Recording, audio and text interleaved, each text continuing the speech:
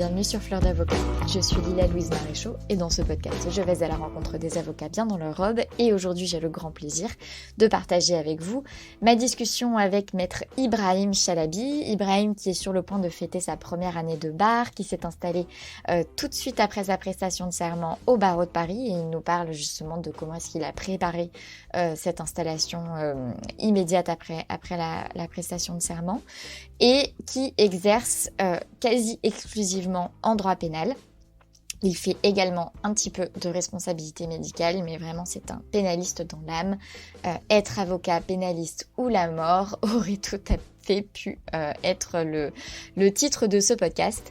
Voilà, un grand merci à Jérôme Navy pour la recommandation d'interviewer Ibrahim.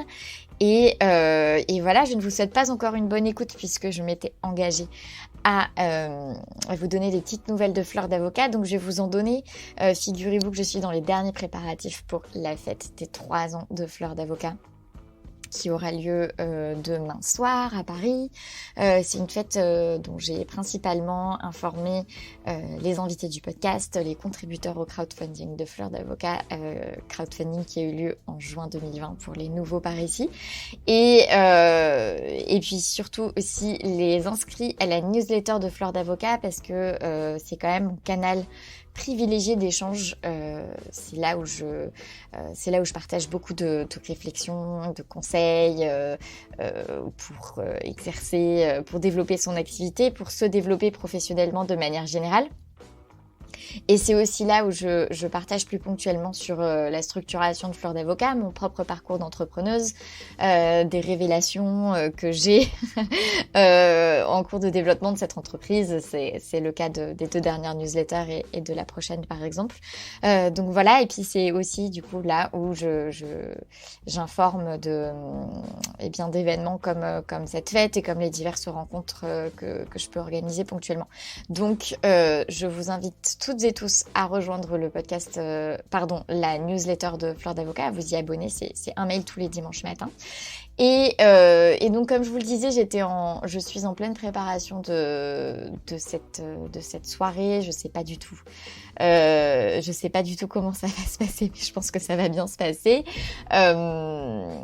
C'est toujours un peu le stress quand on organise un truc comme ça. Enfin, je veux dire, là il y a une centaine de places, 95 inscrits. J'ai prévu une petite marge d'erreur, donc voilà, mais je pense qu'il y aura environ 80 personnes.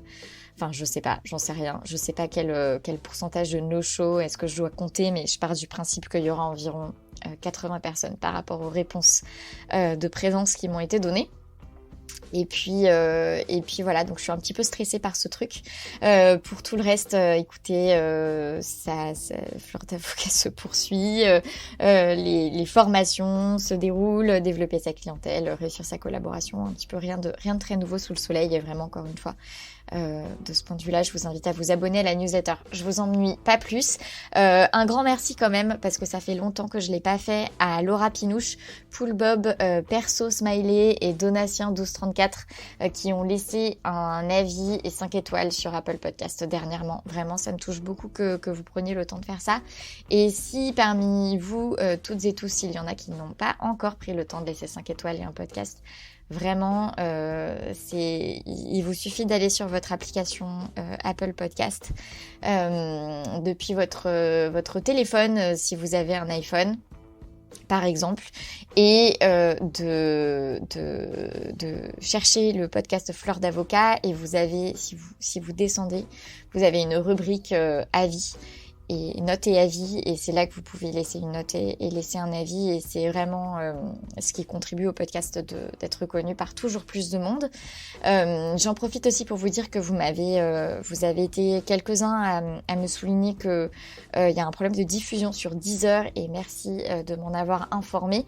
Je suis en train de voir ça avec le service de Deezer pour comprendre un petit peu ce qui se passe, parce que ça vient pas de moi, c'est pas moi qui ai arrêté de diffuser sur Deezer.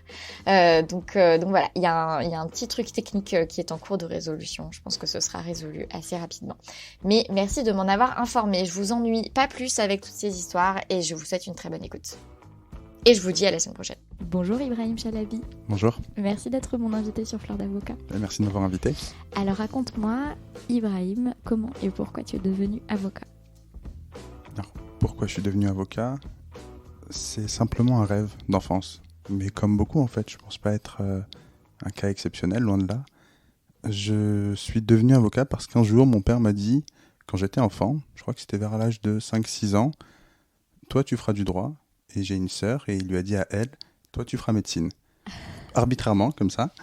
Et c'est une idée comme ça qui a germé dans ma tête. Est-ce que ta sœur est devenue médecin? Alors presque, elle est devenue biologiste. Ok. Voilà, elle est en phase de devenir biologiste. Et moi j'ai suivi des études de droit, et plus petit, l'idée m'étant restée dans la tête, je me suis dit, bah tiens, avocat c'est bien, je vais regarder en plus, je crois que c'était des séries ou des films à la télé où on voit l'avocat en train de plaider. Moi ce que je voyais c'était l'avocat pénaliste, sauf qu'à cet âge-là, on n'a pas les mots pénaliste, fiscal, etc. On voit l'avocat, et on se dit, ok, l'avocat c'est celui qui défend les criminels, donc moi je vais faire ça. Et depuis ça n'a pas bougé. Ok, donc ce conditionnement paternel, tu lui en veux rétrospectivement? Ah non, pas du tout. Pas du tout. Non, franchement, non, j'exerce la plus belle profession au monde, objectivement. Vraiment, je ne lui en veux absolument pas. Ok, donc du coup, un peu une évidence parce que tu es bercé dans l'idée que tu deviendras avocat. Après le bac, tu fais des études de droit direct? Ouais, direct, à la Sorbonne. Ouais. Euh, Tu viens de Paris? Alors, non, j'ai grandi, c'est un peu compliqué. J'ai grandi entre la banlieue et Paris.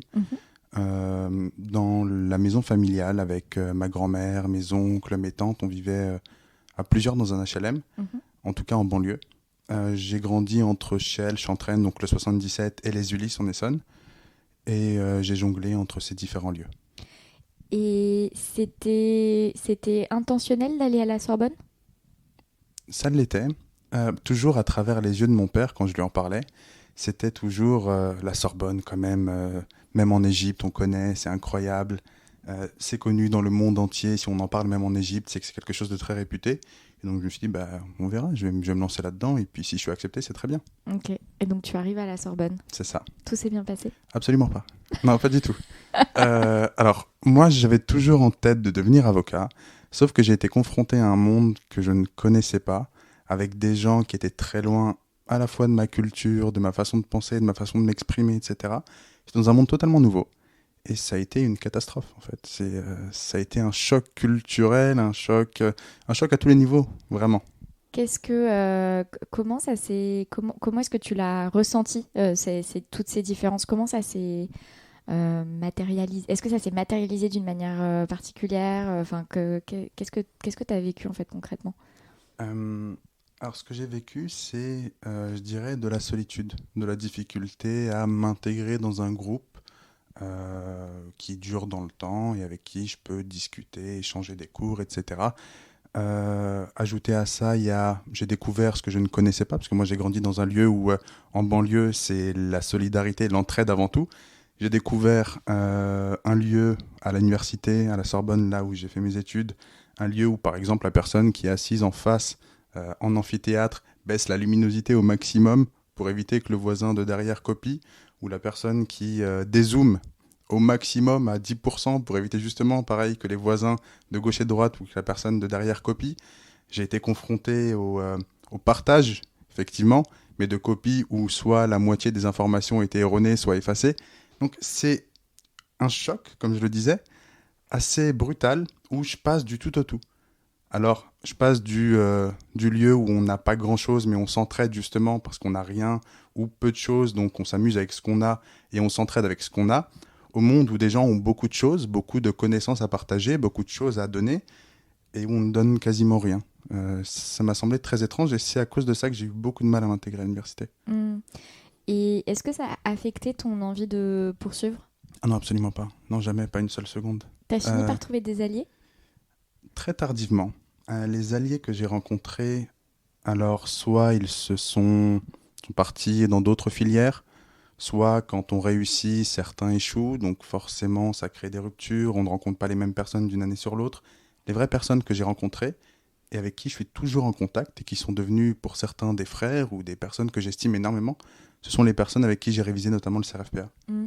Et cela, depuis, le contact n'a jamais été rompu. Aujourd'hui, ils sont avocats comme moi. Il m'est arrivé même de plaider en binôme avec certains, c'est des moments assez exceptionnels. Mais pas avant. Ok, Pas avant les donc révisions du t'as CRFPA. attendu la 4e, 5e année. C'est ça. Et entre-temps, tu disais tout à l'heure, quand j'étais jeune et comme beaucoup, je voyais l'avocat qui était l'avocat pénaliste, mais je n'avais pas saisi qu'il y avait aussi des fiscalistes, des affairistes, etc. etc. Est-ce que dans ton évolution académique, ça a été une évidence le pénal, puisque maintenant c'est ce que tu pratiques, ou est-ce que au contraire il y a aussi eu des moments où tu t'es ouvert aux autres choses et où tu as envisagé d'autres choses? Non, ça a toujours été le pénal. Alors j'ai l'impression d'avoir des œillères, hein, clairement, mais pour moi, il n'y a rien eu d'autre que le pénal. Et tout n'était qu'un moyen, l'université, les cours, les TD, d'arriver à étudier suffisamment le pénal pour pouvoir en vivre plus tard et me permettre plus tard d'exercer la profession d'avocat. Je n'ai vu les études de droit qu'à travers le droit pénal, littéralement. Et ma vision des choses n'a pas été modifiée, même par les cours, par les discours, peu importe. Ça a toujours été ça. Ça n'a jamais dévié d'un iota. Donc quand tu es rentré, c'est pas juste je rentre pour être avocat, c'était pour être avocat pénaliste. C'est ça. Ok. Alors pour moi c'était avocat, j'avais pas encore les mots, mais effectivement pour moi c'était avocat pénaliste. Mm. C'était pour parler très vulgairement, défendre les criminels, défendre ceux qu'on accusait. C'était juste ça. Mm. Voilà. Et donc tu dis que tu as orienté toutes tes études dans ce sens-là, donc j'imagine que tu avais pris tous les DU, les options, Totalement. le Master 2, Ouais. tout ça. Tu as poursuivi tout à la Sorbonne? Non, j'ai pas poursuivi tout à la Sorbonne. Je suis parti à Paris 8 pour mon M2 pour une raison très simple, c'est que je révisais le barreau à ce moment-là, ou plutôt le grand O puisque les écrits étaient terminés. Mm. Et connaissant le directeur du master et connaissant ma position, il a été très conciliant avec moi en me disant bon, j'accepte que tu ne suives pas la majorité des cours si c'est pour réviser le grand oral. Mm. L'autre intérêt pour moi, c'était que je voulais aussi me servir du master 2 pour le faire passer en PPI et ne pas avoir à faire le PPI. C'est l'une des formations que l'on passe à l'école d'avocat. Soit en juridiction, soit en entreprise. Moi, ce que je voulais faire, c'était du cabinet pénaliste, du cabinet pénaliste, du cabinet pénaliste. Il n'y avait que ça. Donc, pareil, toujours les œillères. Et je m'étais dit, je vais profiter du M2, le faire passer en PPI et utiliser ce M2 pour avoir un stage en avocat et ne pas avoir le faire en juridiction, etc. Avant de passer justement le CRFPA, est-ce que tu as fait des stages? Oui. Ouais. Je les ai même démultipliés, les stages. Raconte-moi J'ai fait tes que stages. ça. J'en ai fait un. C'était mon premier, un de 2 mois. Je crois que c'était en L3 à Bobigny. J'ai commencé en L3 les stages. Comment tu l'as trouvé ce premier? Juste comme ça, en postulant partout. J'avais mis des alertes sur... alors, c'était quoi comme site? C'était Village de la Justice, je crois. J'avais mis des alertes pour obtenir absolument toutes les demandes de stage de cabinet pénaliste. Et j'étais tombé sur un stage qui était vraiment très bien. Vraiment à Bobigny, qui m'a beaucoup appris. Ça a été mon tout premier. Mon second stage, ça a été mon stage le plus marquant. Et celui qui m'a ouvert toutes les portes qui m'ont permis d'accéder à ce que j'ai aujourd'hui. C'est le stage auprès de Maître Juglar et Maître Parastatis, qui sont aujourd'hui mes confrères, mais qui étaient mes maîtres de stage, et Georges Parastatis, qui est mon mentor, qui a toujours été et qui l'est toujours. Et ce stage-là, je l'ai obtenu après mon premier échec au CRFPA. C'était en 2018, janvier 2018. Et donc en fin de M1. Exact. Alors, oui, après le M1, effectivement, c'est ça. Ouais. Ouais. Et des stages de 2-3 mois à chaque fois? Alors, le premier stage, c'était un stage de 2 mois. Celui-là, c'était un stage de 6 mois. Ouais. J'ai Du coup, basculé comme directement. avec ça. cet échec, tu l'as vécu comment le premier échec? Ça a été, Enfin, du coup, ça a été l'échec. terrible. Non, franchement, ça a été terrible parce que j'avais beaucoup de convictions, j'avais beaucoup d'estime aussi vis-à-vis de moi-même, de mes connaissances, etc.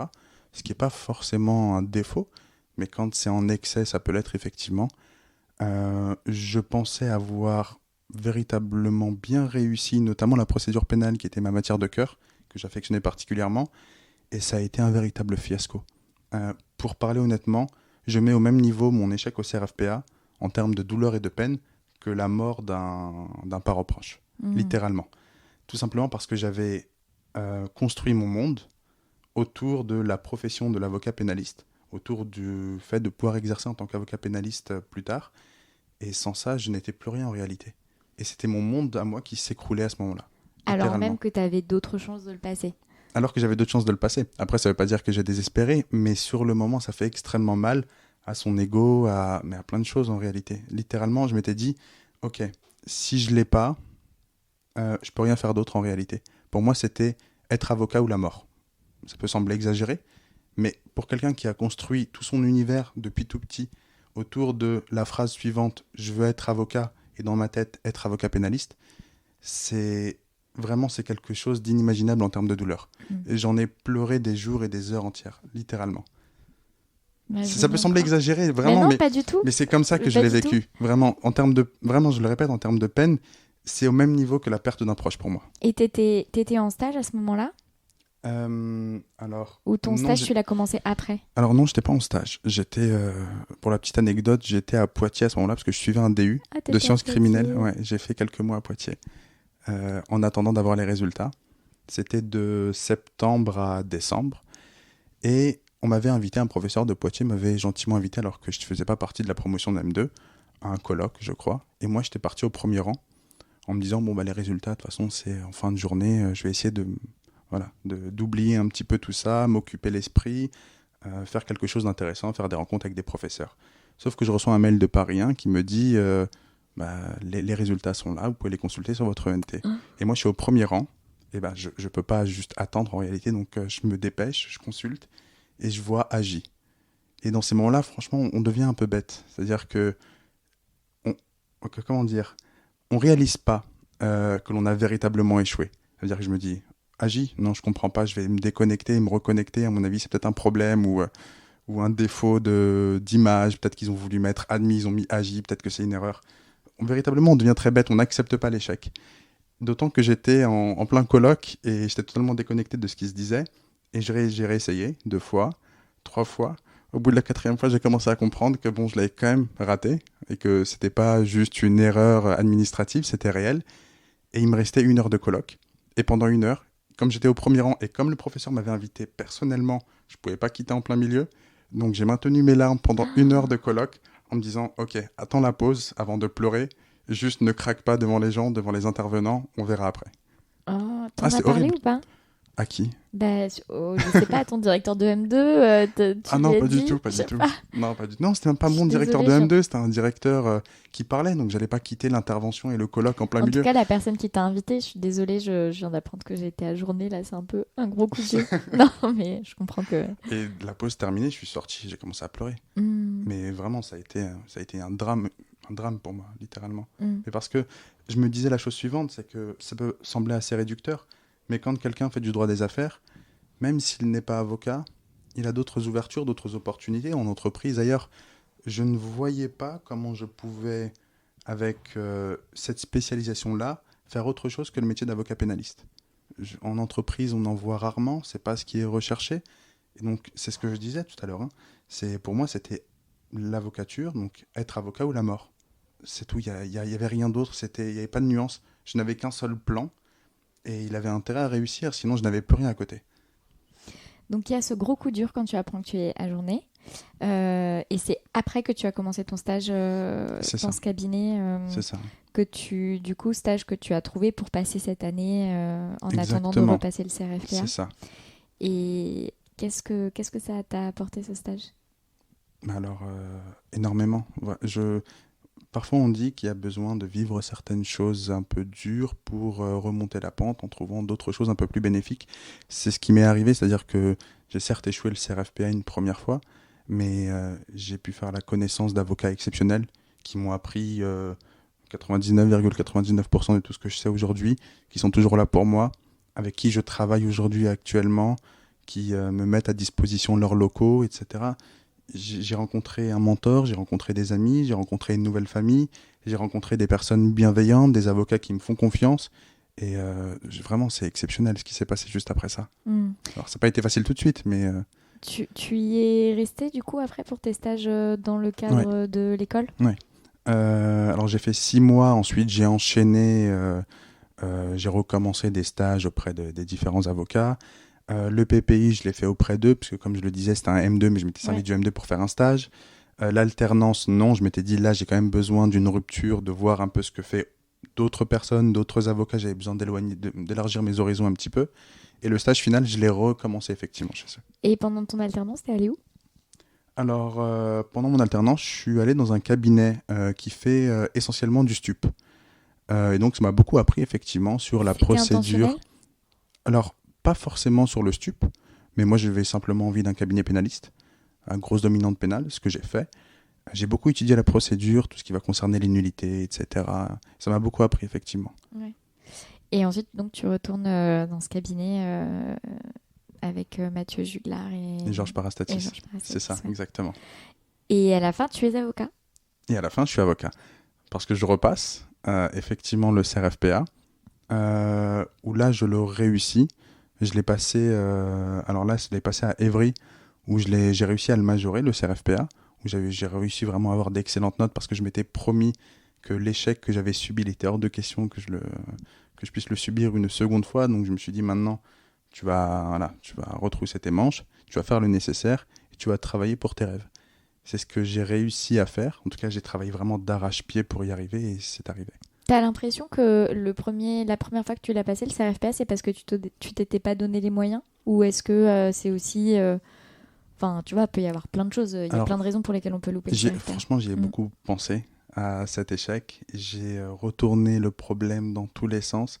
Et ne pas se donner les moyens, je pense que ça a été la conséquence d'un comportement un peu plus problématique, qui est celui de se dire « Ok, mes connaissances me suffisent, je n'ai pas besoin d'en faire plus » ou « Je sais que je peux être bon là-dedans », mais être bon là-dedans, ça ne veut pas dire qu'on le sera le jour J. Et donc, j'avais une certaine, je dirais, avec le recul, autosuffisance qui m'a conduit à ma perte, littéralement. Donc, qui t'a conduit à, en fait, pas assez travailler ta méthode du CRFPA, tes trucs, tes machins. Enfin, je veux dire, vraiment, ce qu'on allait attendre de toi sous format examen. C'est ça. Après, même aujourd'hui, ça ne m'a pas empêché de ne pas comprendre la correction, parce que je l'ai quand même regardé. Je n'ai pas spécialement compris, puisque les notes des correcteurs divergeaient en fonction de ce que je pouvais écrire dans la question 1 ou dans la question 2. Ils n'étaient pas d'accord sur les points attribués. Ils pouvaient me donner, pour le premier correcteur, 5 points à la question 1, 1 à la question 2, et le second correcteur, 1 point à la question 1 et 5 à la question 2. Ça n'avait pas vraiment de sens, ça ne m'a pas aidé à me reconstruire. J'en parle comme si je parlais d'un deuil, mais c'est quasiment ça. Hein. On parle vraiment de reconstruction, d'acceptation, etc.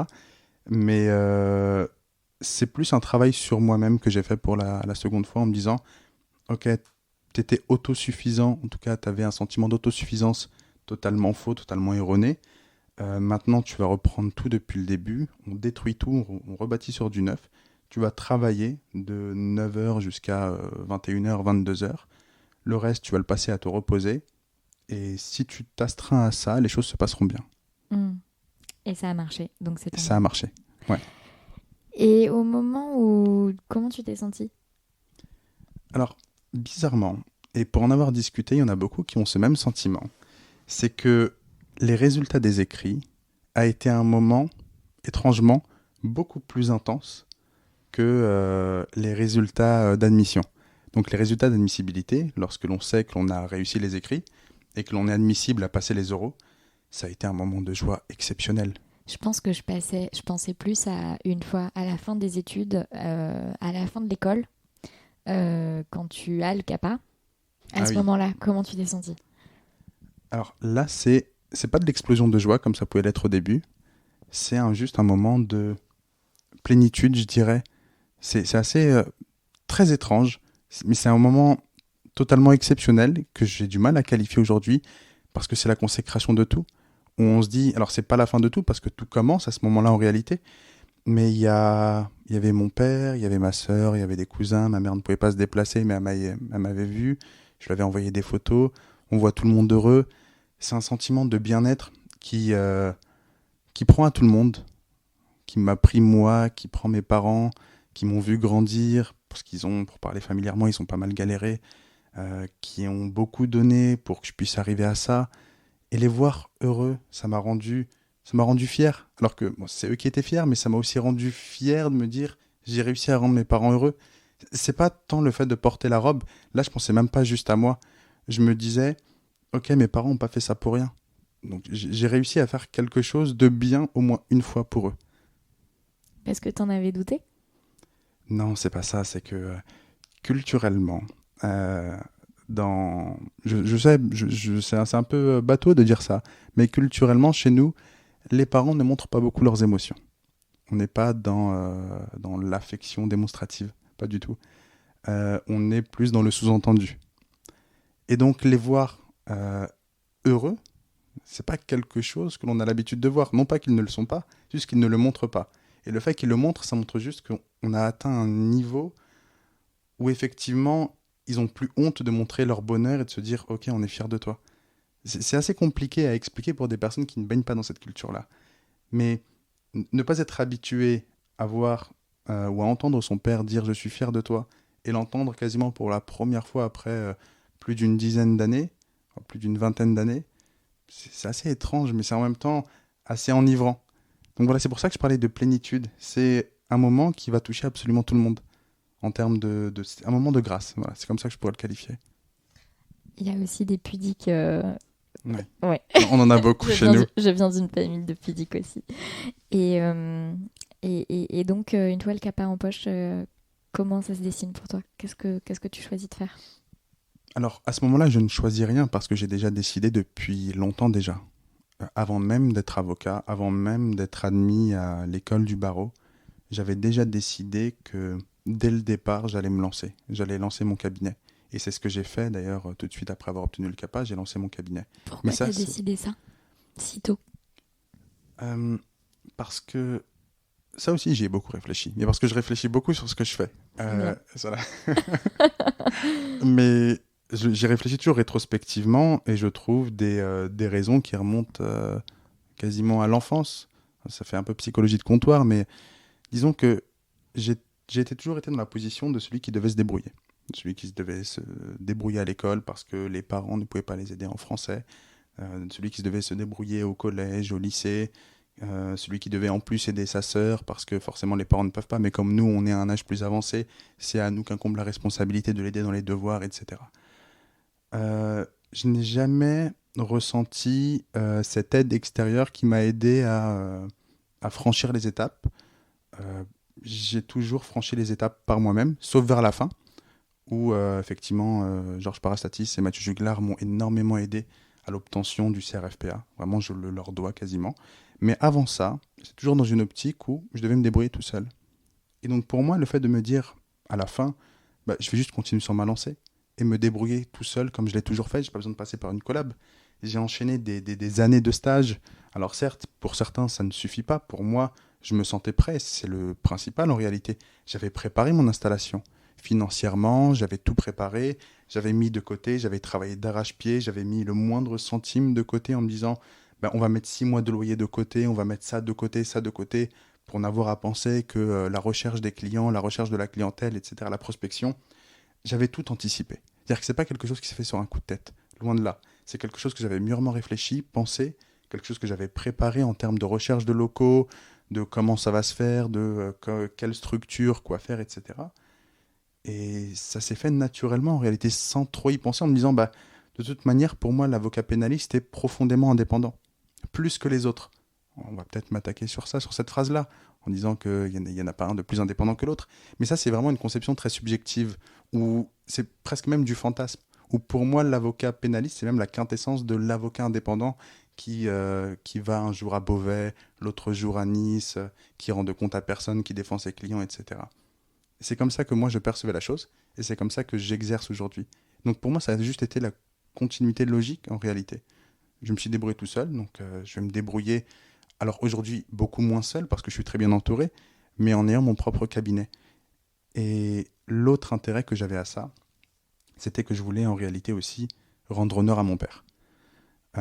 Mon père qui m'a toujours dit « Fais attention à ce que tu fais et fais attention à ce que tu dis », parce que le nom que tu as, ce n'est pas ton nom, c'est le nom de toute ta famille. Et tu portes derrière toi l'honneur de toute ta famille. Donc, quand tu engages ton nom, tu ne t'engages pas seul en réalité. Et je m'étais dit, ok, pour mon père qui m'a donné cette importance-là du nom, cette considération que je devais avoir pour ce nom-là, j'aimerais quand même lui faire honneur en essayant de créer un cabinet qui fonctionne, qui fait du droit, qui sait y faire, qui a un savoir-faire. Je ne prétends pas l'avoir tout de suite, mais en tout cas, j'y travaille, qui porte son nom. Je ne parle même pas de mon nom à moi, je parle de son nom à lui. Le cabinet Chalabi, en réalité, c'est plus pour mon père que pour moi.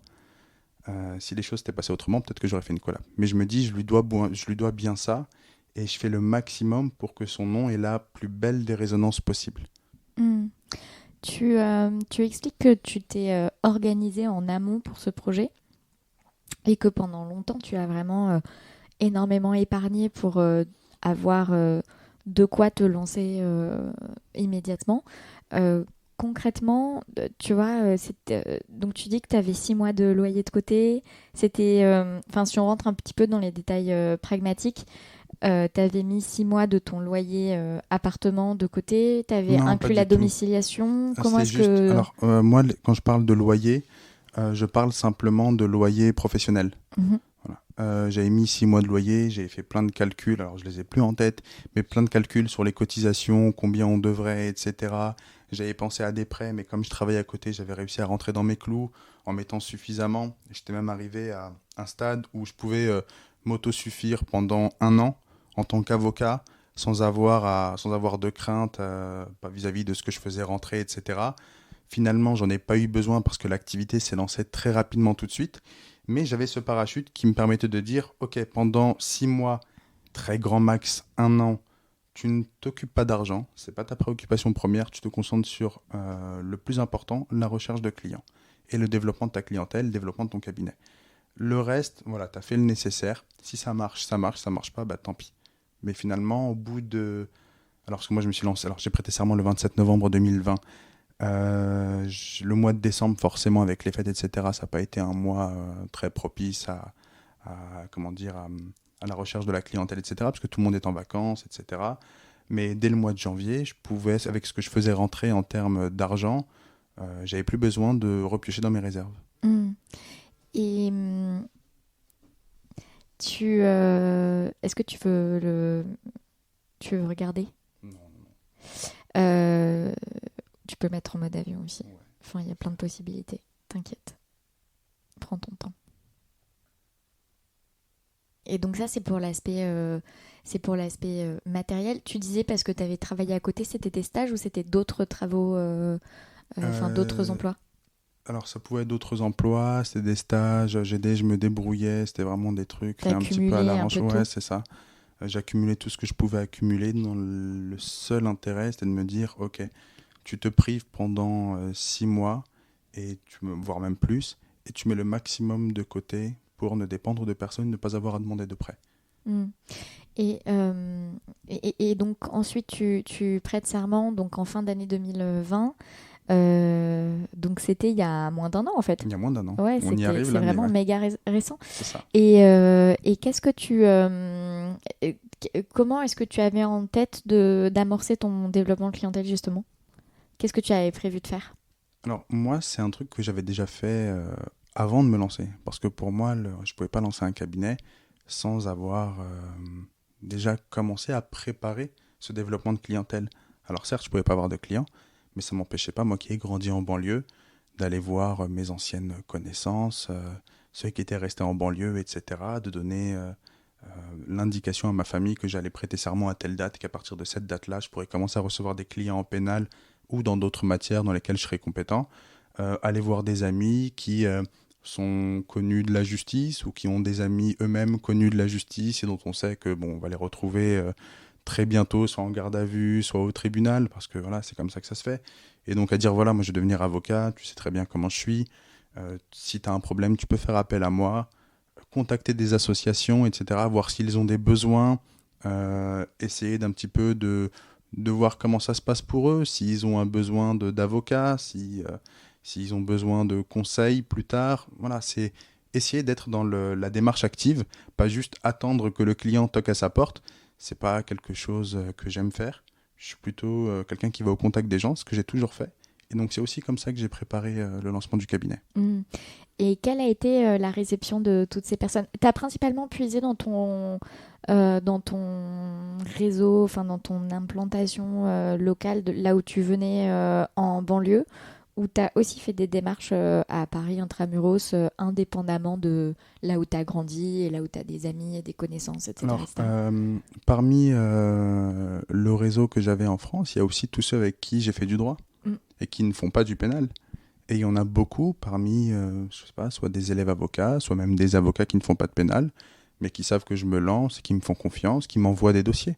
C'est même mon mentor, mes anciens maîtres de stage qui me disent bah tiens, j'ai une audience, je peux pas faire telle garde à vue ou j'ai une audience qui tombe le même jour. Si tu veux, prends ce client, je te l'envoie. Et à chaque fois, ça se passe super bien. Donc effectivement, il y a aussi un développement à l'intérieur de Paris vis-à-vis des connaissances, des personnes avec qui j'ai fait du droit. Et donc c'est pour ça que c'est important de communiquer sur sa spécialité, sur ce que l'on va faire, etc. Parce que les personnes n'ont pas forcément connaissance. Et quand ils savent que l'on est disponible, qu'on est avocat, qu'on est en plus indépendant, qu'on se lance seul, ils se disent ok, lui il aura plus de facilité à traiter les dossiers, donc je vais lui envoyer des dossiers. Mais ça passe aussi par les plus âgés. C'est pour ça aussi qu'il faut savoir bien s'entourer, je pense. Mm. Donc des doubles démarches, ton réseau de juristes et d'avocats C'est ça. à Paris, et puis en dehors, c'était plus tes amis, tes connaissances, la famille, Exactement. etc. etc. Et côté connaissances, amis, famille, etc., comment est-ce que ça a été reçu? Enfin, dans le sens, tu vois, quand tu as fait ces démarches un peu proactives d'expliquer, ben voilà, je vais bientôt prêter serment, donc je pourrais prendre vos dossiers et tout. Comment est-ce que ça a été reçu par ces personnes-là? Mais ça a été très bien reçu. Parce que, mine de rien, là où j'ai grandi, c'est pas un lieu qui est euh, propice à l'ascension sociale. Encore une fois, je dis pas que j'en suis, mais les personnes qui grandissent là-bas, on les retrouve parfois 20 ans, 30 ans après au même endroit. C'est un lieu qui est véritablement une cage sociale, où les personnes sont maintenues dans le même lieu, ils ne bougent pas de ce lieu. Le développement intellectuel y est très compliqué parce que en termes d'infrastructures, d'aide, de moyens, en termes de personnes qui sont capables de nous aider là-dedans, c'est toujours très compliqué. Donc forcément, quand une personne réussit à s'extirper un tout petit peu et à aller au bout des études, et il y en a beaucoup de plus en plus, hein, et c'est ça qui est génial, mais forcément là-bas, comme je le dis, on est toujours dans une logique d'entraide, etc., logique d'entraide solidaire, on est très fiers de toi pour ce que tu fais, etc. Mais ils étaient très heureux. Donc il n'y avait pas de problème vis-à-vis de ça. Au contraire, maintenant quand je vais là-bas, ils m'appellent maître. C'est toujours très affectif, même ma famille m'appelle maître. Mais parce que ça leur fait extrêmement plaisir qu'une personne réussisse à aller au bout de ses études. J'ai beaucoup de cousins aussi qui ont suivi le pas ou qui avant moi ont réussi à aller au bout de leurs études. Mais mine de rien, c'est toujours un événement quand quelqu'un réussit. On sent que c'est pas quelque chose de, j'allais dire normal. Ça devrait être normal, mais ça sort du cadre de la logique normale des choses. Parce que forcément, mes oncles qui sont issus de la deuxième génération d'immigration sont plus habitués aux travaux, je dirais, soit en Dans le entreprise, c'est ça, BTP voilà, ou... c'est ça, mon père dans le BTP, soit voilà, dans l'industriel, avec des travaux très manuels. Et donc forcément, quand l'un de leurs neveux ou leurs nièces réussit à aller au bout de leurs études, c'est toujours quelque chose de très gratifiant pour eux. Pareil, ils se disaient la même chose, mais ils peuvent se dire, bah, on n'est pas venu pour rien. Notre descendance réussit à faire quelque chose en France, là où on n'avait pas beaucoup de chance, ou là où on n'a pas vraiment réussi. Et donc pour mes proches comme pour ma famille, c'est toujours très bien accueilli. Moi, j'ai jamais eu de mauvais retours ou de retours négatifs. Mm. Donc, tu t'installes, tu dis que le mois de décembre, c'était un petit peu flottant parce que c'est pas le moment d'aller solliciter les gens, ils sont pas C'est hyper ça. dispo. Et que dès le mois de janvier, tu as fait rentrer financièrement ce qu'il fallait pour ne pas avoir Mhm. besoin de piocher dans tes réserves. D'où sont venus ces dossiers, justement? Alors, des fois, je ne l'explique pas. Vraiment, des fois, je ne l'explique absolument pas. Alors moi, d'autant plus que mon site internet est intervenu quelques mois après. La création de ma page Google, pareil, quelques mois après. Donc, je ne l'explique pas. Moi, je sais que j'ai communiqué sur mes réseaux sociaux, que je me lançais. Des gens m'ont sollicité. J'ai eu de bons résultats, vraiment, dès le départ. Il y a eu de très bons dossiers, de très bons résultats qui sont intervenus. Et ces gens Et qui t'ont sollicité, tu sais d'où ils viennent? absolument pas. Ah, ils t'ont Mais pas dit qui leur avait parlé de toi? Non, pas du tout. Et pour être honnête, j'ai beaucoup de mal à... Ce que je ne devrais pas faire, j'en ai bien conscience. Mais j'ai beaucoup de mal à demander comment me connaissez-vous ou d'où me connaissez-vous. Parce que je n'ai pas envie d'être dans la logique de celui qui s'intéresse absolument à comment on l'a connu, comme si c'était quelque chose d'exceptionnel. Je ne devrais pas faire ça, parce que je devrais m'intéresser un petit peu justement à ces flux qui ramènent des clients. Mais demander ça, je trouve ça peut-être pas déplacé, mais j'ai beaucoup de mal avec. Ouais, c'est intéressant parce qu'en fait, c'est pas du désintérêt pour la personne que de lui demander comment est-ce qu'elle t'a connu, au contraire. Mais pour quelqu'un qui se lance, en tout cas moi qui me lance, je me dis, la personne voit que je suis jeune, d'ailleurs elle peut voir public, c'est public, hein, que j'ai prêté serment il y a moins d'un an. Si je commence à lui dire «Oh mais comment m'avez-vous connu?» Bon après il y a des manières certes de le dire, j'ai pas envie de passer pour l'avocat qui s'extasie au moindre client qui franchit sa porte. C'est comme ça que je le perçois. Ah ouais, mais c'est marrant parce que moi, je perçois pas du tout ça dans cette question. D'accord, ok. Je perçois juste, c'est une question neutre, quoi. Comment est-ce que vous m'avez connu? Enfin, y a rien dans cette. Alors moi je le connote très négativement. C'est pas comme si tu disais.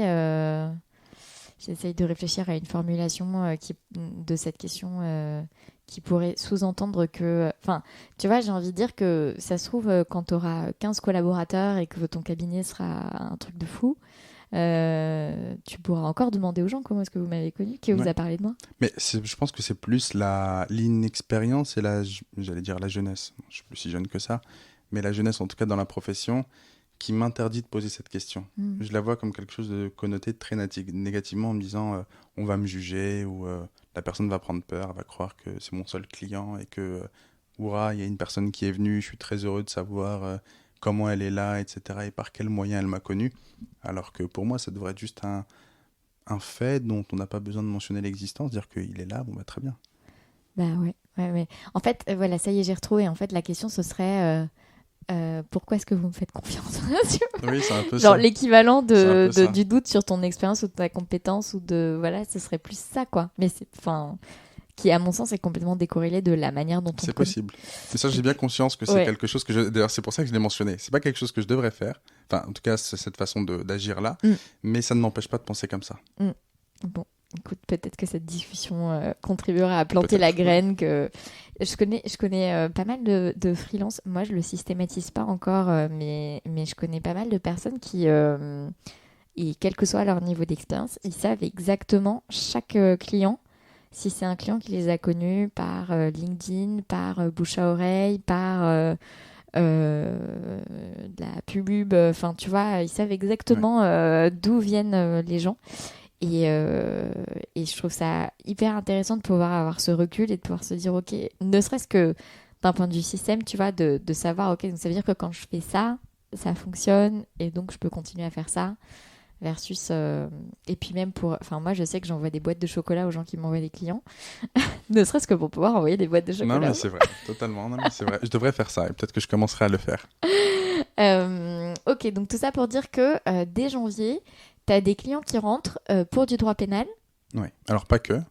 Il y a aussi du droit de la famille, mais du droit de la famille qui a des aires de droit pénal où il y a besoin de faire des ordonnances de protection, etc. Donc, dans un contexte de violence. Mais oui, Ok, dès le départ, il y a du droit pénal. donc et le droit de la famille, t'en fais encore aujourd'hui? De moins en moins. Parce J'en qu'on ai te pris au sollicite début. moins ou parce que tu renvoies? On me sollicite même beaucoup plus maintenant qu'avant, forcément. Mais maintenant, je renvoie. J'essaye de me concentrer exclusivement sur le droit pénal et sur la responsabilité médicale. Le droit de la famille, j'en fais vraiment de moins en moins là. Pourquoi la responsabilité médicale? Et parce que c'est Georges Parastatis qui m'a appris comment traiter des dossiers en responsabilité médicale et que j'ai trouvé ça exceptionnel. Ok. En réalité, ce que j'ai aimé dans la responsabilité médicale, c'est les similitudes que je pouvais avoir avec le droit pénal. C'est-à-dire des clients qui subissaient, selon eux, une injustice, soit d'un hôpital, soit d'une clinique, soit d'un praticien. En tout cas, quelque chose qui pouvait leur sembler, à leurs yeux, quelque chose d'éminemment grand et contre lequel il était impossible de combattre. Un peu comme le prévenu qui se fait écraser par la machine judiciaire. Il se dit, mais comment je vais pouvoir faire face à ça? Depuis le début de la procédure, je me fais écraser par cette machine qui ne sait absolument pas faire dans la dentelle et qui n'est qu'un broyeur en réalité. Et comment je vais pouvoir m'en sortir? Et être cet individu qui leur dit bah, c'est possible, on va y arriver tous les deux et je serai l'allié qui va vous permettre de vous en sortir, moi je trouvais ça exceptionnel. En pénal, d'être l'avocat qui se confronte à la partie civile quand on est côté prévenu ou accusé, mais aussi au procureur, au magistrat et côté responsabilité médicale, quand on est l'avocat qui va se confronter à l'hôpital, à la clinique, aux praticiens, etc. Je trouve que c'est assez grisant comme sentiment. J'ai l'impression de rentrer dans une arène à chaque fois. Ok, et la responsabilité médicale, c'est un truc dont tu as parlé dès le départ? Non, pas du tout. Non? Non, ça j'ai découvert sur le tas avec mon mentor, mais sinon je ne connaissais pas avant de faire mes stages. Et quand tu t'es installé et que tu as commencé à parler de tes services, tu en as parlé aussi de la responsabilité Oui, médicale? ça aussi Ouais. j'en ai parlé. Alors beaucoup moins. C'est aussi la raison pour laquelle j'en ai, en termes de proportion, beaucoup moins aussi. Mais j'en ai parlé effectivement. Hmm. Donc, dans ces premiers mois, droit de la famille dans des contextes avec Ouais, de la violence, droit pénal et un petit peu de responsabilité médicale un tout petit peu. Ouais. Ouais, Et la proportion a évolué. Tu dis que maintenant, le droit de la ouais, famille, on te sollicite plus, mais tu renvoies. c'est ça. Tu renvoies vers qui? Bah, des confrères avec qui j'ai prêté serment. Généralement, c'est des petits dossiers, forcément. C'est pas des dossiers très conflictuels. Les anciens avocats, eux, c'est pas ce qu'ils prennent, généralement. Donc, les dossiers que je renvoie, c'est généralement vers les confrères avec qui j'ai prêté serment, soit la même année, soit avec qui j'étais à l'EFB, euh, soit avec qui j'ai révisé le CRFPA. Ils sont à leur compte aussi? Alors, ça dépend. Vraiment, ça dépend. Il y en a beaucoup que j'ai réussi à convaincre. J'ai Ah fait ouais? beaucoup de prosélytisme vis-à-vis de ça, vis-à-vis du fait de se lancer, etc. Avec beaucoup de personnes qui ont réussi à en convaincre d'autres en montrant que c'était possible, qu'on pouvait en vivre, que c'était pas non plus voué à l'échec comme on veut bien l'entendre Mm. parfois. Et donc, oui, effectivement, quand je renvoie ces dossiers, c'est souvent vers des confrères qui se sont installés après moi. Et ensuite, le droit pénal. Et est-ce qu'il y a eu une évolution dans tes dossiers de droit pénal depuis? Oui, ouais, ouais. Alors au début, c'est quand même des petits délits, des délits routiers ou des petites escroqueries. Bon, je sais pas si on peut parler de petites escroqueries, mais en tout cas en termes de De dossiers, montant ouais, c'est dans un ça, c'est pas enjeu. quelque chose de faramineux. Et rapidement, on commence à aller vers de l'homicide involontaire, vers du viol, de l'agression sexuelle, vers des dossiers qui vont aller en instruction. Donc oui, ça y va, on y va crescendo, véritablement. À ton avis, qu'est-ce qui fait que ça va crescendo justement en termes d'enjeux? Euh, Parce que, alors, attends, je t'explique il le n'y a fond pas de de ma souci. question. Parce que tu vois, les personnes, enfin, c'est de la projection, c'est une hypothèse, mais les personnes, donc ton développement, c'est notamment fait parce que tu as vraiment beaucoup préparé le terrain, tu as labouré cette terre en expliquant que tu t'installais, etc. Et que donc on pouvait penser à toi pour les difficultés qui se présentent. Et tu viens d'un milieu où ces difficultés potentiellement sont fréquentes, et donc voilà. Et ces personnes-là, enfin, je me rends pas compte à quel point est-ce qu'elles font la distinction entre, enfin, tu vois, est-ce qu'elles se disent, ah bon, ben ça y est, Ibrahim, ça fait 6 mois, donc maintenant on peut aussi commencer à aller le voir pour ces choses-là. Tu vois ce que je veux dire? C'est pour ça que je Je te pense pas demande. que ça se fasse comme ça. C'est pas une Ouais, je pense question, pas que ce soit ça. c'est pas du tout une question d'âge. L'intérêt du pénal, en tout cas moi c'est comme ça que je le vois, peut-être que je me trompe. Ouais. L'intérêt du pénal, c'est que c'est du one shot. C'est pas, pour la plupart en tout cas, c'est pas une procédure qui va comme la procédure au prud'homme ou les procédures civiles durer 2 ans, 3 ans, où tout ce que le client voit, c'est les jeux de conclusion ou les audiences où on renvoie l'affaire, etc. Pour conclusion, pour dépôt de conclusion, pour fixation, que sais-je, bref. Au pénal, garde à vue, généralement c'est comme ça que ça se passe, garde à vue, déféré, comparution immédiate ou convocation quelques mois après, on juge, merci, au revoir. On peut voir le résultat à l'instantané. Et l'intérêt de ça, c'est que les résultats, quand ils sont à l'instantané, ils peuvent être aussi parfois très bons du côté de l'avocat. Et ça facilite les recommandations de personnes qui sont impliquées pour de petits délits, qui disent à d'autres, ah bah tiens, j'ai un avocat qui a réussi à me faire sortir, qui a réussi à m'obtenir une peine voilà, qui est géniale, ou qui a réussi à me relaxer, tiens, tu devrais voir, il est bien et tout, il sait répondre, ou ça le dérange pas de rentrer dans l'art, que ce soit des procureurs ou autres, quand c'est mérité, ou quand il sent qu'il a besoin de le faire dans l'intérêt de ses clients, on voit le résultat tout de suite. C'est pas quelque chose qui dure et qui dure, où on a besoin d'attendre 3 4 ans pour obtenir des résultats. Le résultat, il se sent. Si on a bien fait, a priori, son travail, a priori, le résultat, on l'a tout de suite. Voilà. Et je pense que c'est ça qui facilite la communication et le fait que ça aille crescendo. C'est que des résultats, j'en ai eu de très bons au début et ça continue encore. Et C'est pour ça que je suis passé de petits dossiers, je pense, en pénal, à des dossiers beaucoup plus intéressants intellectuellement en termes de qualité, en termes de quantité de code, d'implication et de ce que ça suppose en termes de procédure. Mhm. Donc, de ces personnes qui sont plus dans des petits larcins, qui ont parlé de toi à des personnes qui ont C'est potentiellement, possible. mais comme tu sais pas exactement d'où vient Voilà, le c'est dossier, ça. on saura pas ça. Je peux savoir. Ce n'est pas une Effectivement. science exacte. Ok, et j'avais une question sur le bout de la langue et je l'ai oublié si ça y est. Comment est-ce que tu t'es débrouillé au niveau facturation au début? Alors, ça, c'était tout l'intérêt de faire des stages. Moi, ce que je voulais au début, avant d'être avocat, c'était de multiplier les stages, vraiment, de ne faire que ça. L'université, ça n'a toujours été qu'un simple moyen. J'ai toujours détesté l'université. Et c'est pour ça que j'ai multiplié les stages dès que j'ai pu, en me disant, l'université me déplaît, en tout cas son mode de fonctionnement me déplaît. Moi, ce qui me plaît, c'est le cabinet. Je veux être au contact d'avocats pénalistes. Je veux voir tout ce qu'ils font de A à Z, comment ils traitent une procédure, comment ils demandent les copies de dossiers, comment ils facturent, comment ils reçoivent les clients.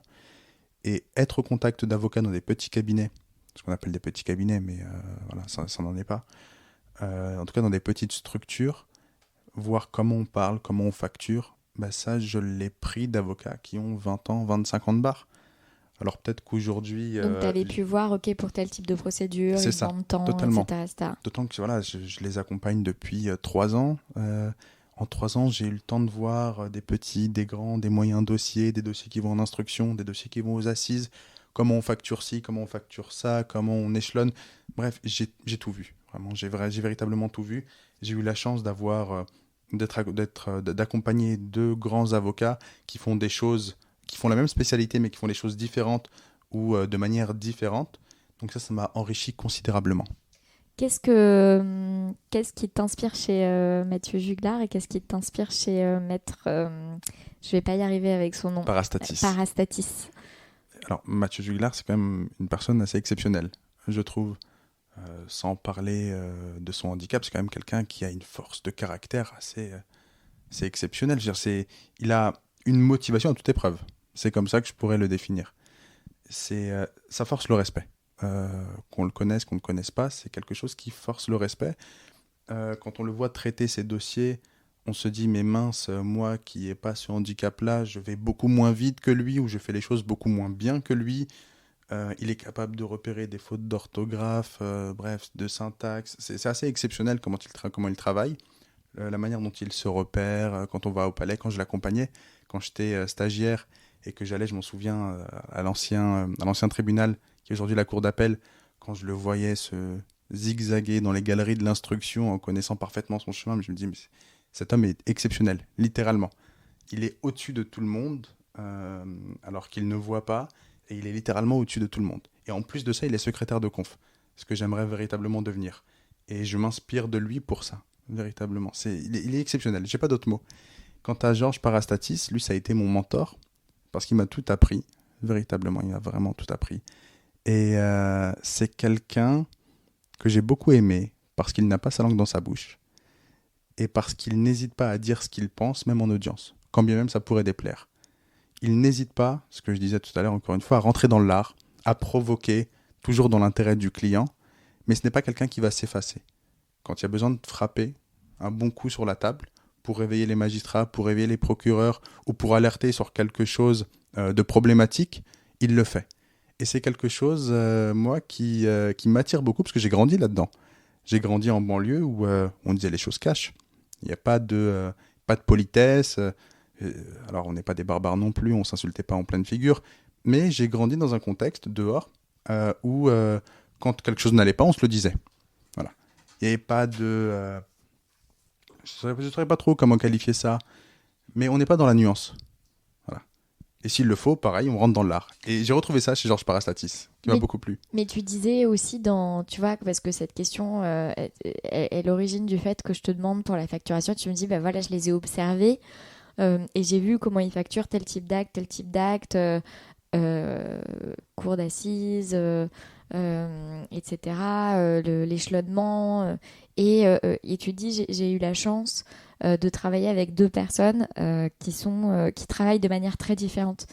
Et donc, je me demandais s'il y a des méthodes de gestion de dossier, dont de facturation, mais au-delà de la facturation, de gestion de dossier, que tu as vraiment récupéré de chez l'un ou de chez l'autre, tu Alors, vois? non, parce que non, ce sont deux pénalistes qui, comme tout pénaliste, ont forcément un côté un peu bordélique que j'ai aussi récupéré. Alors, c'est peut-être pas une bonne chose, Moi aussi, je suis mais bordélique. voilà, c'est ça. C'est pas une bonne chose, mais c'est comme ça.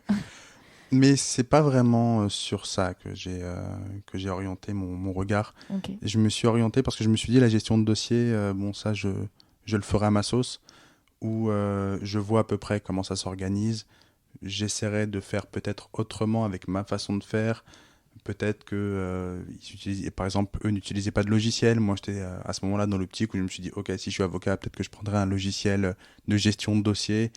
Je n'ai pas tout pris chez eux. Moi, là où j'ai arrêté mon regard, c'est plus sur voilà, comment on parle à des clients, comment on plaide, comment on étudie un dossier. Parce que étudier un dossier de viol ou d'agression sexuelle, c'est pas la même chose qu'étudier un dossier de terrorisme, d'escroquerie, d'homicide involontaire.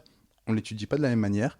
Et c'est plus sur le côté très pratique du pénal que j'ai orienté mon regard. Oui. Pas tant sur la gestion et comment on organise son temps. Et du coup, je te repose la question, comment est-ce que tu as fait pour les honoraires au départ? Parce que la grande difficulté des personnes qui débutent leur développement clientèle, indépendamment d'ailleurs de à quel point est-ce qu'elles sont expérimentées ou pas, c'est d'avoir un référentiel sur les tarifs qu'ils peuvent ou pas pratiquer. Et du coup, je suis curieuse de savoir, toi, comment tu as placé ton curseur, comment est-ce que tu as géré cette évaluation de ce que tu allais demander, est-ce que d'ailleurs ça a évolué dans le temps, enfin tu vois, c'est ça qui m'intéresse. Alors, avant de commencer à facturer, je me suis fait de l'autoconditionnement. Pour moi, c'était important. Pourquoi? Parce que je me suis dit, ok, ton travail a de la valeur. Ton diplôme a de la valeur. D'accord? Tu ne dois jamais avoir honte de demander des honoraires à hauteur de ce qui te semble être les honoraires les plus justes en réalité. Quitte à ce que ça peut te sembler surréaliste, si tu considères que tu vas passer tant de temps et que ça mérite tant d'argent, eh bien tu le proposeras à ton client. Il acceptera, il n'acceptera pas, il négociera peut-être, mais tu le demanderas. Après, à toi de voir où est-ce que tu places ton curseur. Mais c'est important pour moi de faire en amont ce travail-là. Parce que si je n'ai pas de la considération pour mon propre travail, si je ne lui accorde pas de la valeur, je vais toujours proposer des trucs à la baisse ou qui ne me permettront pas de vivre dignement à la fin. Et donc moi, mon référentiel, c'était quand même Georges Parastatis et Mathieu Juglar, où je voyais à peu près avec... parce qu'ils n'ont pas le même nombre d'années de barre non plus. Donc où je voyais à peu près comment ça s'orientait, de quel côté ça se dirigeait. Et je me suis dit, ok, moi qui débute, mais je vais plutôt mettre mon curseur ici. Pas au même niveau que Georges Parastatis, pas au même niveau que Mathieu Juglar, un peu avant. Et j'essaye d'y trouver mon compte. Mais pour faire ça, parce qu'on passe quand même d'un monde où on touche quelques clopinettes en stage, où moi j'essaye de travailler à droite à gauche pour mettre de côté, à moi en banlieue qui trouve que quelques centaines d'euros, c'est waouh, c'est quelque chose d'assez exceptionnel.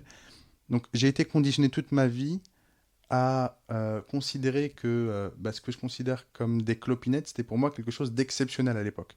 Et donc j'avais besoin de me détacher de la vision que j'avais de l'argent en me disant, ok, maintenant tu rentres dans un autre monde où tu as des charges, où tu vas devoir payer des cotisations, l'URSSAF, etc.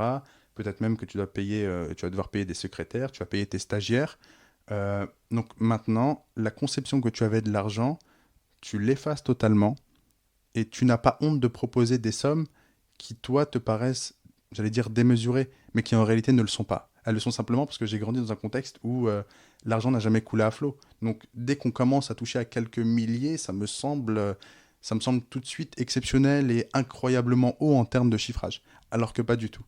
Pour la qualité du travail, pour le temps que l'on passe dessus, c'est pas forcément quelques milliers d'euros, c'est pas forcément quelque chose d'exceptionnel. Puis pour ce que tu obtiens pour tes clients aussi. Aussi, voilà. Accessoirement. C'est ça. Ok, et ça, tu as réussi à t'y tenir dès le départ? C'est-à-dire Ouais. que tu vois, tu dis que tu as fait ce gros travail de conditionnement avant, et donc dès le départ, tu as réussi à te faire, entre guillemets, cette violence et à chiffrer Totalement. normalement. Ok. Ouais. Et il y a eu beaucoup de résistance? Non. Non. Non, pas du tout. Ça t'a surpris? Ça m'a surpris, oui et non, parce que je savais que je ne devais pas calquer la perception que j'avais de l'argent sur les autres. Parce qu'on n'a pas grandi de la même manière, Encore une fois, moi, quand je recevais le jour de l'Aïd 50 euros, j'avais l'impression d'être Crésus, alors que je savais que des personnes, je sais pas, moi, dans le 16e arrondissement, pouvaient avoir des centaines d'euros d'argent de poche par mois, par semaine, ce que je n'aurais jamais. Pour moi, c'était quelque chose d'exceptionnel. Donc non, ça m'a pas surpris parce que j'avais conscience de mon état. J'avais conscience que ma vision était une vision biaisée, où moi je faisais partie des classes les plus pauvres de la société. C'est pas pour rien que j'avais la bourse échelon 7 maximum. Vraiment, c'est vraiment quand ça va pas du tout financièrement. Et donc, j'avais conscience de mon état. J'avais conscience de vivre parmi les populations les plus pauvres. Et je me suis dit, déconnecte-toi absolument de ça. Sinon, tu vas passer ton temps à sous-facturer alors que ton travail a de la valeur. Je le répète, et ton travail vaut de l'argent. Il vaut quelque chose. Et c'est triste à dire, mais ça passe nécessairement par le fait de chiffrer correctement. Est-ce que ça a changé depuis? En toujours mieux, j'ai envie de dire. Pas vraiment, parce T'as que pas fait évoluer tes non, tarifs? pas en moins d'un an, j'ai pas tant fait changer les choses que ça. Je suis encore au stade où je découvre voilà, que sur tel dossier, il faut plutôt proposer ça plutôt que ceci, à telle personne proposer ça plutôt que cela. Donc j'en suis toujours au stade peut-être de l'expérimentation où j'essaye, mais je suis pas au stade où je fais évoluer mes honoraires. Et tu le découvres, entre guillemets, tu l'expérimentes parce que tu te rends compte que telle procédure te demande plus de travail que telle autre. Comment justement est-ce que tu fais ces ajustements sur En quel... faisant des erreurs. Ok. Par exemple, mes premiers dossiers, je les ai sous-facturés, alors que je pensais les avoir bien facturés. Je me Comment suis tu t'es rendu rendu compte compte que tu les avais que je sous-facturés? passais beaucoup trop de temps dessus, parce que je m'étais pas, j'avais pas pris conscience de tout le travail que ça pouvait demander, à quel point aller au tribunal, subir un renvoi qu'on n'avait pas prévu, retourner au tribunal, discuter avec les clients, refaire un jeu de conclusion, etc. Ça prenait beaucoup plus de temps que ce que j'avais pu imaginer. Donc c'est ça aussi les erreurs, c'est juste se dire, ok, ça en fait j'avais pas toutes les données en tête, donc la prochaine fois je facturerai un peu plus cher. Là je travaille presque à perte, c'est pas grave, pour la prochaine fois je saurai. Ça suppose de tomber, mais c'est comme pour tout. Ok. Enfin, on s'était croisés chez Avocap où Ouais, tu étais domicilié. Tu m'as dit que tu étais retourné en partage de bureau avec tes mentors, donc. c'est ça. Avocap, c'était dès le départ de ta prestation de Ouais. serment, de ton Mhm. installation. Et ok. Et ensuite, du coup, l'envie de te rapprocher de tes mentors. C'est ça. Est-ce que ils t'ont tendu des perches de collab ou d'associations ou de choses comme ça, ou est-ce que ils ont toujours respecté le fait que, enfin, est-ce qu'ils savaient à quel point est-ce que c'était important pour toi d'avoir un cabinet à ton nom Alors, et je sais pas s'ils savaient tout ça, mais ils ont toujours respecté mon choix. Après, respecter mon choix, ça ne veut pas dire me laisser faire tout ce que je veux non plus. C'est pas pour rien non plus que Georges Parastatis c'est un mentor, etc. C'est juste, on est dans une relation quasiment père-fils. Et on ne laisse pas son fils faire n'importe quoi. C'est pas parce qu'on l'aime, enfin c'est même justement parce qu'on l'aime qu'on ne le laisse pas faire n'importe quoi et qu'on a un regard sur lui et sur ce qu'il fait. Donc effectivement, moi j'ai eu des remarques en me disant mais qu'est-ce que tu fais? Pourquoi tu fais ça? Fais plutôt ci, fais plutôt ça. Tu ne devrais pas traiter tes dossiers comme ça, tu devrais plutôt traiter tes dossiers comme ci. Alors j'avais l'impression par moment de sortir de ce que je voulais faire, c'est-à-dire avoir le côté avocat indépendant. Mais je me rends compte aujourd'hui qu'avoir ce côté très paternaliste à côté, bienveillant, qui regardait ce que je faisais, qui regardait comment je le faisais, qui essayait de voir comment se passaient mes premiers pas tout seul, bah, ça m'a beaucoup aidé, mine de rien. Ça m'a vraiment beaucoup aidé. en fait, ce qui est intéressant, c'est que ce que tu racontes, ça pourrait être une relation de collaboration, sauf que ça ne l'est pas. Voilà, c'est ça. Je pense que c'est ce que beaucoup d'avocats recherchent dans la collaboration et ne le trouvent pas. Et certains le trouvent et c'est tant mieux. Et ça donne un exemple du fait que indépendant, s'installer à son compte, ça ne veut pas dire être en roue libre et ça ne veut pas dire ne pas avoir de référence sur C'est ça. qui peut orienter notre travail. Encore faut-il que ces personnes puissent avoir accès, puissent avoir un regard d'une certaine manière. Donc, Comment est-ce que c'est parce que puisque au début tu partageais pas tes locaux avec eux, Non, est-ce que Georges Parastatis, c'est ça. ah oui. Est-ce que vous déjeuniez régulièrement? Oui, on se voyait régulièrement, ok. vraiment. Mais comme Tu lui parlais de tes dossiers, ouais, tu lui dis mais voilà, là j'ai ce je vais truc, me je suis dire, pas sûre. je vais me te dire, c'est que à un moment, c'était avant même la fin de mon premier mois. Ok, j'avais prêté serment le 27 novembre. Avant le 27 décembre, il m'est arrivé quelque chose. Franchement, je m'y attendais pas. Et je me suis dit, ok, heureusement que j'ai quelqu'un à qui je peux en parler. C'était un dossier en droit de la famille en plus, une ordonnance de protection que j'ai réussi à obtenir pour une personne. Et 2 jours après, littéralement, je reçois un appel masqué d'une personne que je suspectais être la partie adverse. J'en saurais jamais rien. Mais comme c'était mon seul dossier du mois de décembre, j'avais de grosses présomptions. Donc un appel masqué, je crois que c'était à 17h, qui me dit on sait où tu travailles, fais gaffe à tes arrières, littéralement. Et la personne raccroche. J'avais même pas un mois de barre, que je me faisais déjà menacer de mort, littéralement. C'est ça que ça voulait dire. Et dans ces moments-là, on se dit, ok, bon, alors certes, je vais appeler l'ordre, mais j'ai quand même besoin d'un compagnon, là, qui dit, à qui raconter tout ça, pour qu'il puisse me rassurer et me dire quoi faire, comment je dois gérer la situation. Et je me suis tourné naturellement vers Georges Parastatis, parce que je pouvais pas faire autrement. C'était l'individu qui a plus de 20 ans de bar, qui sait y faire, qui a beaucoup de bouteilles. Et c'est important d'avoir ce genre de personnes parce qu'on n'est pas prêt à vivre ça. Littéralement, même pas après un mois. Alors, moi, j'en ai parlé avec des amis. C'est très drôle parce que quand je leur en ai parlé, ils m'ont tous dit la même chose. C'est alors toi, dans ton domaine, on savait que tu allais te faire menacer, un de ces quatre. Bon, par contre, après un mois, ça, on n'aurait jamais parié dessus. Donc ça m'a rassuré. Je me suis dit, ok, bon, c'est le cours naturel des choses. Mais j'avais besoin de me sentir rassuré. Parce que voilà, c'est pas à l'école d'avocat qu'on apprend ça. Donc tu décroches ton téléphone et tu demandes. C'est ça. Qu'est-ce que je fais? Est-ce que je risque quelque chose, vraiment? Est-ce que tu as déjà subi ça? Comment tu l'as vécu? Parce que quand on sort dans la rue, bon, effectivement, on jette un petit droite-gauche pour voir s'il n'y a pas une voiture garée ou quelque chose. On se dit, bon, c'est quand même, ça fait chier, quoi. Après un seul mois de bar, je vais commencer à me faire menacer et à peut-être subir des choses. J'ai envie de vivre un petit peu le métier, laissez-moi profiter un petit peu. Mais sinon, non, ça s'est bien terminé.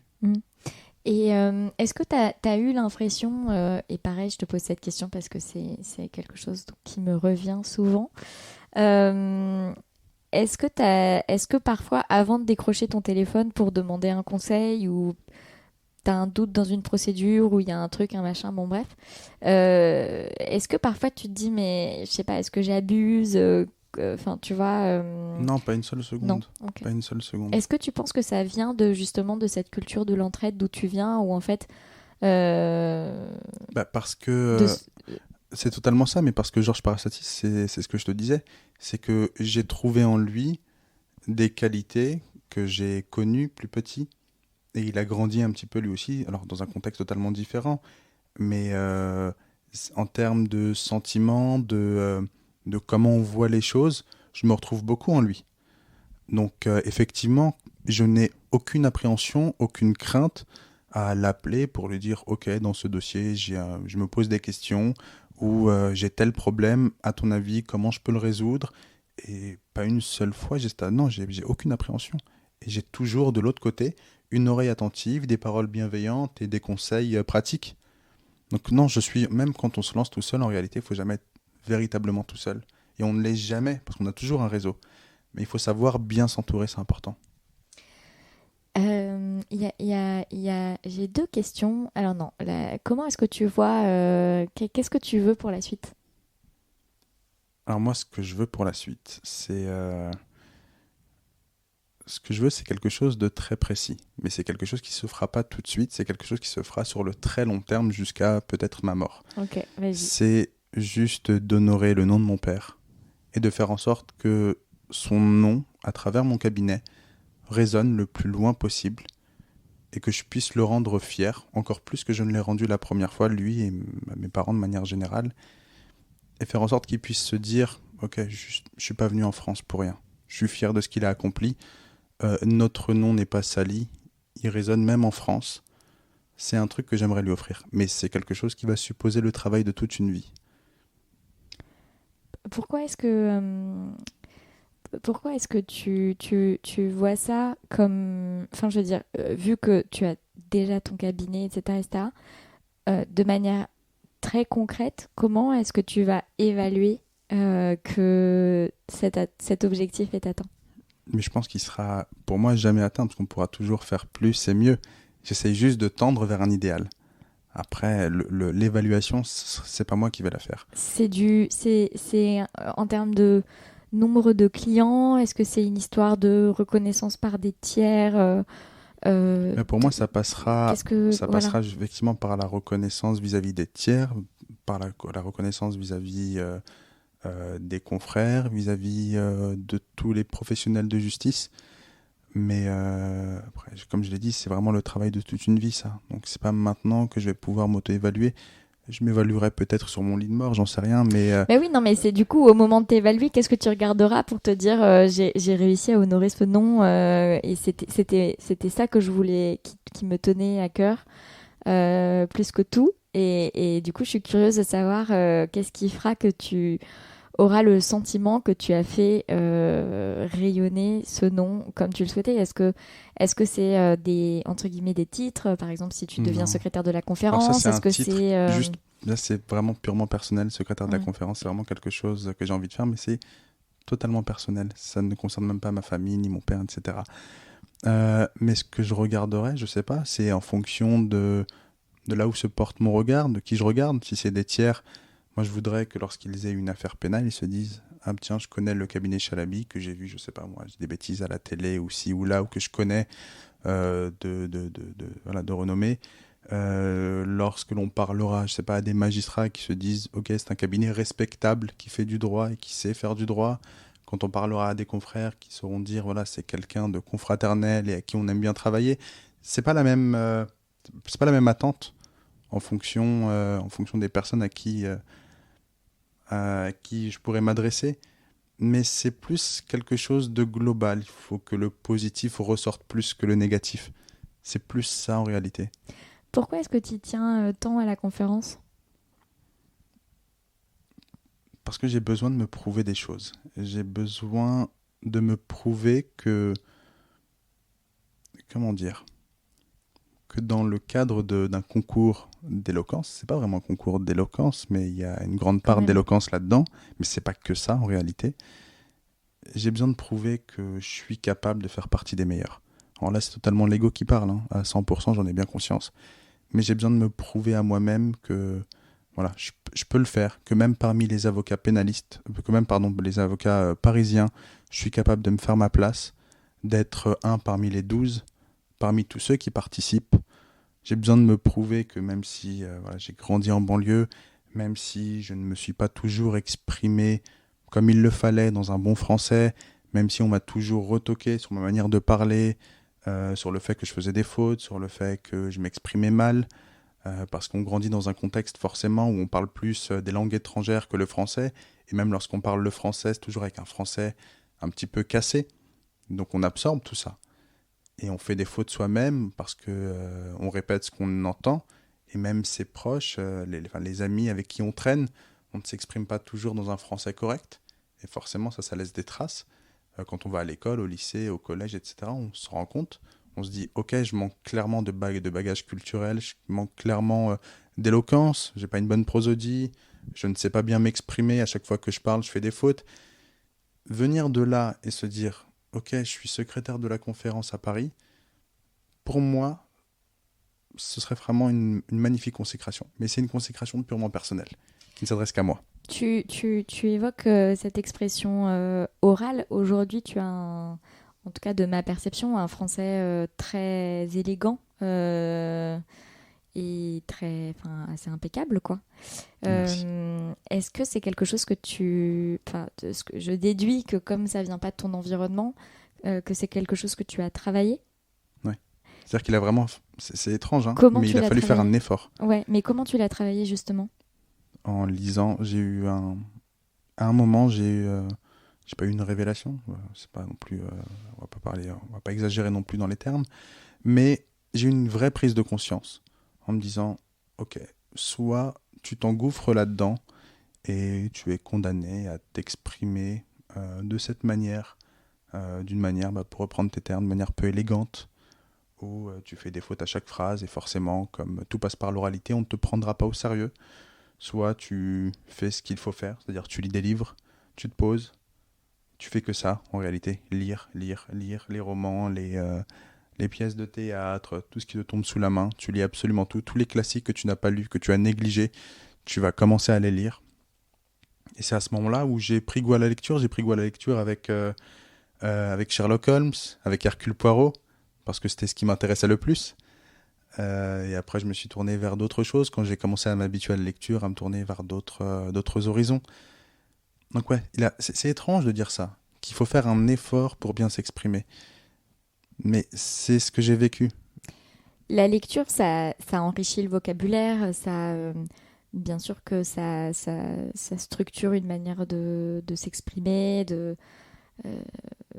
et voilà, la grammaire, le vocabulaire, etc., etc. Mais c'est différent de lire que de parler. Mhm. Et donc, est-ce que tu as aussi travaillé l'expression pure et dure, Oui. tu vois, et comment? Alors, moi, il faut savoir, je suis un très grand timide. Donc, rien n'allait en réalité en termes d'expression, parce que déjà, je ne savais pas m'exprimer. Et même quand j'essayais de m'exprimer et que je m'exprimais avec des fautes, je devenais si rouge et dans un état tel que c'était une catastrophe à tous les niveaux. Donc, ce que j'ai essayé de faire, c'est des exercices un peu simples, un peu bêtes, où je me dis chaque matin, je me lève, ou je me levais chaque matin, c'était à l'époque, je crois, du lycée, si je dis pas de bêtises, où je me levais chaque matin et je m'obligeais à parler de quelque chose pendant 5 minutes, 5-10 minutes, avant de me préparer et de partir. Ou dans ma douche, à essayer de défendre une position, mais tout seul, forcément. Et ça m'a beaucoup aidé, où j'ai essayé de... C'est des trucs tout bêtes, quand je lisais des livres et que je comprenais pas un mot, je le notais dans un petit carnet, je cherchais la définition, et ensuite je revenais dessus pour essayer d'apprendre les mots que je ne connaissais pas, et j'essayais de les réutiliser en plus le matin quand je me levais, et je me disais des trucs tout bêtes, essayer de parler sur parle-moi de cette tasse, et je commençais à parler de la tasse, comment elle est, les couleurs, la décrire. C'est en prenant des sujets très bêtes, c'est même pas un sujet, c'est juste un objet, mais en prenant un Bah, objet un tout objet est bête, un sujet. c'est ça, mais que l'on va chercher, que l'on va creuser, ou plutôt dans ses connaissances, dans sa manière de s'exprimer, pour essayer de tenir pendant 5-10 minutes. C'est ce que j'ai fait quotidiennement, même aujourd'hui je continue de le faire, mais là c'est pour d'autres choses. Maintenant je plaide sous la douche. Voilà. Tu prépares tes dossiers C'est sous ça. la douche. Effectivement. Ok. T'as mis longtemps à avoir des résultats? Oui, quand même. Ça m'a pris peut-être quelques années tout de même, je dirais Est-ce de que... 3 ans pour avoir un niveau vraiment correct Et, de euh, ma perception. et j'ai une autre question. Est-ce que c'est comme est-ce que c'est comme une langue étrangère? C'est-à-dire, est-ce que c'est un français que tu adoptes, euh, ce français travaillé maintenant, enfin, ce français, est-ce que c'est devenu ta langue et donc tu parles de cette manière à tes parents, à tes amis, de là où tu viens, etc., etc. Ou est-ce que c'est comme devenu une langue étrangère dans laquelle tu es fluent, où tu vas me parler comme ça à moi parce que c'est dans un contexte avocat, professionnel et que donc voilà, mais qu'en fait, avec tes potes du quartier, tu parles Ouais. comme... Ah, mais c'est exactement ça. Ouais, c'est ça? Ok. Ah oui, non, c'est pas du tout, quelque chose de naturel.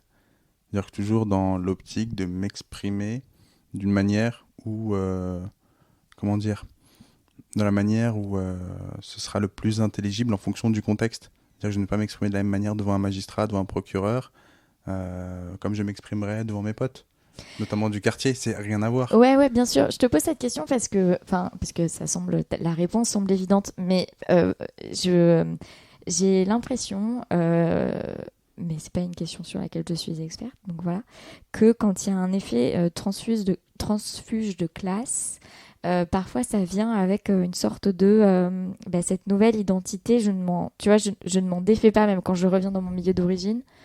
Euh, Justement parce que ça a été tellement d'efforts de devenir cette autre C'est personne ça. et d'acquérir tous ces codes culturels que, enfin voilà. Et donc c'est pour ça que je te pose cette question. Après, je suis plus dans l'effort maintenant. Ouais. On n'est plus juste dans l'effort. Mais en revanche, je suis d'accord. Quand je peux enlever cette cape, je l'enlève et je m'exprime totalement autrement. Vraiment, d'une manière qui pourrait étonner ou choquer. Quand on n'a connu que cette personne-là qui s'exprime comme ça. Oui, donc je suis totalement une personne différente quand je parle avec des potes, encore plus quand je vais en banlieue. Ça n'a strictement rien à voir. Quand je parle avec mes parents, c'est plus en langue étrangère. Moi, ma mère qui est algérienne et mon père égyptien, c'est un coup je parle algérien, un coup je parle égyptien. Donc il faut jongler en plus avec 2 dialectes, 2 façons de parler le français. Non, effectivement, c'est des choses totalement différentes. Et j'ai une dernière question qui est biaisée, parce que c'est pas quelque chose que tu as mis sur la table. Mais bon. Est-ce qu'on peut parler de ton style de dandy ? Totalement. D'où vient ce style de dandy ? Alors, c'est terrible à dire, Je mais sais pas si dandy est le bon mot en plus. Hein. ça me dérange pas, j'aime bien. Ok, mais je suis pas sûre que ce soit le bon mot. Mais en tout cas, moi, à chaque fois que je t'ai vu, t'étais en costume. Aujourd'hui, t'es pas en costume 3 pièces, mais la première fois que je t'ai vu, t'étais en costume 3 pièces. Là, t'es en costume avec un col roulé noir en dessous, mais il n'y a pas le gilet. Mais il y a le costume croisé. Mais il est croisé. Tu portes la petite moustache un petit peu travaillée. D'où nous vient ce style ? Alors, j'ai l'impression de faire un peu de psychologie avec toi parce que Ouais, je me rends compte que pas mal de choses remontent à l'enfance et au père. Et non, mais vraiment, c'est ça, c'est que n'ayant pas grandi dans un milieu où on était très aisés, forcément, en termes de comment on s'habillait, de quelle était la qualité des vêtements que l'on portait, c'était pas bien élégant en réalité. C'était même des vêtements qui parfois pouvaient être assez courts. Et je me suis dit, j'entre dans un nouveau monde, j'ai quand même envie, pour une fois, d'être bien habillé. Tout comme mon père m'incitait à bien m'habiller, parce que je le voyais, après quelques années, effectivement, mettre des costumes, etc. Et je me disais, waouh, qu'est-ce qu'il est classe avec ses costumes, mon père, quand il part travailler. Et en grandissant, en ayant les moyens, j'ai voulu retrouver ça. La classe que j'avais connue, la classe de mon père, quand tu le voyais comme ça, avec le grand manteau noir, le costume. Et moi, me dire, ok, moi aussi je peux le faire, moi aussi je peux être élégant, je ne suis pas voué à vivre dans la pauvreté, à vivre dans des vêtements beaucoup trop courts. Je peux le faire, maintenant j'ai les moyens de le faire. Et j'aime ça, j'aime les beaux habits, j'aime être élégant, j'aime juste bien m'habiller. C'est agréable. Et ça n'a jamais été une charge, les costumes, parce que j'ai même essayé, même à l'université. Moi, j'étais de ceux qui mettaient des costumes en L1. Alors certes, des costumes Célio, on n'est pas au stade des costumes comme maintenant. Mais j'étais toujours dans la recherche de... Il faut absolument que je cherche à bien m'habiller, que mon père soit fier de moi, qu'il voit que je suis cette race, que je perds pas de vue ce qu'il m'a dit, ni ce qu'il m'a conseillé de faire. Et donc j'ai toujours été dans cette recherche-là. Donc même en L1, je mettais des costumes.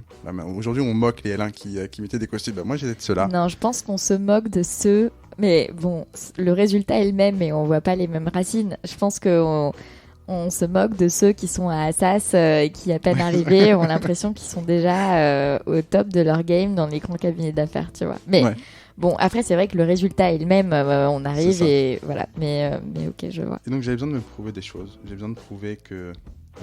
c'est comme de matérialiser. Alors, peut-être pas la réussite, parce qu'on n'est pas au stade de la réussite, très loin de là. Mais au moins, l'avancée. Et donc, tu fais partie de ceux qui s'y connaissent en mode masculine ?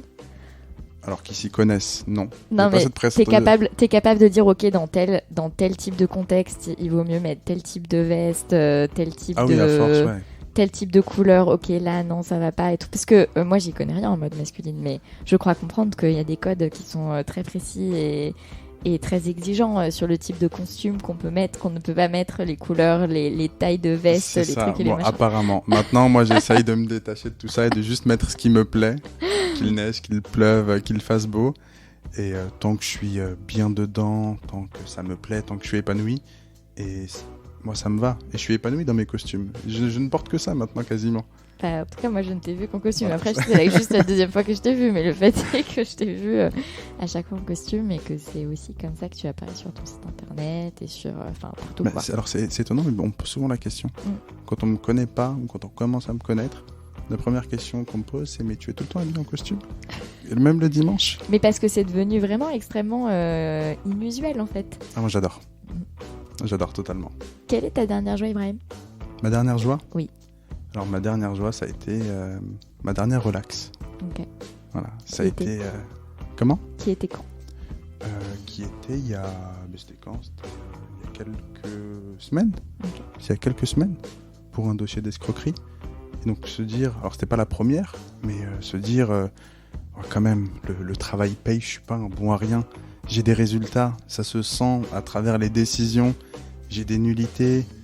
Je suis capable de relaxer des gens, ou en tout cas d'emporter la conviction du magistrat qui va conduire au prononcé de la relaxe, alors que personne n'a cru en moi, alors que l'on m'a critiqué quand j'ai voulu me lancer seul, que j'ai entendu, que j'ai demandé des conseils à des avocats, mais que tous, pour la plupart, m'ont conspué en me disant mais tu es un malade mental, tu n'y arriveras jamais, tu n'as pas de clients, tu n'as pas de moyens financiers, sans me connaître en plus, sans savoir si j'en avais, si j'avais mis de côté, si j'avais un réseau ou quoi.